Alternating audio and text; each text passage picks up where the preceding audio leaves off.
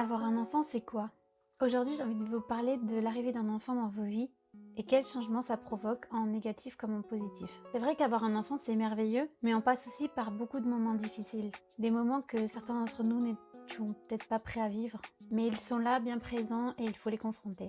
L'arrivée d'un bébé, c'est l'arrivée d'un travail à temps plein. Cette petite chose a besoin de toi absolument toutes les minutes de ta vie.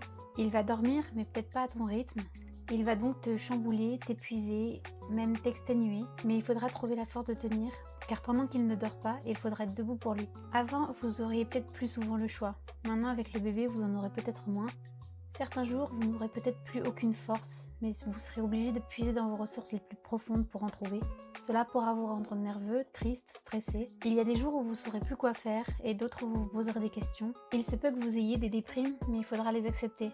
Votre partenaire va peut-être pas avoir la même vision des choses et vous voudrez faire les choses différemment. Alors vous aurez des conflits, il y aura des coups de gueule et la fatigue n'arrangera peut-être pas les choses. Des fois vous allez vous sentir seul, mais il va falloir savoir trouver un terrain d'entente, savoir communiquer et vous entraider.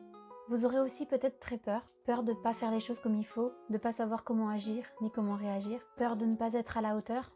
Vous allez peut-être penser que vous faites les choses mal, vous vous sentirez peut-être impuissant, vous allez peut-être avoir peur qu'il lui arrive quelque chose quand il n'est pas avec vous, ou peur qu'il lui arrive malheur. Entre les pleurs, les couches de caca, les insomnies, vous allez peut-être plus partager le même temps que vous partagez en couple. Alors aujourd'hui, je voulais vous mettre en garde, car c'est ce qui risque d'arriver, mais je viens aussi tout de suite vous rassurer, car ce sont ces choses qui vont faire toute la beauté de votre famille. Ces choses qui vont construire votre avenir et qui vont peut-être renforcer vos liens personnels et en couple. Ce sont ces galères qui vont vous montrer que vous êtes capable de faire de merveilleuses choses, peut-être vous dévoiler des talents cachés, vous permettre de vous découvrir. Il est possible aussi que ce bébé crée un amour conditionnel entre votre partenaire et vous. C'est peut-être grâce à cette expérience que vous allez arriver à faire la part des choses, arriver à communiquer, arriver à partager, que vous allez peut-être arriver à apprendre de vos erreurs, comprendre vos points faibles, les accepter et réaliser à quel point vous êtes merveilleux. Oui, parce que ce que je n'ai pas dit, c'est que quand même, malgré tout, l'amour qui va arriver dans cette aventure va vous amener à vivre de grandes choses. Vous ne le remarquerez peut-être pas, mais intérieurement, il va y avoir un grand chamboulement.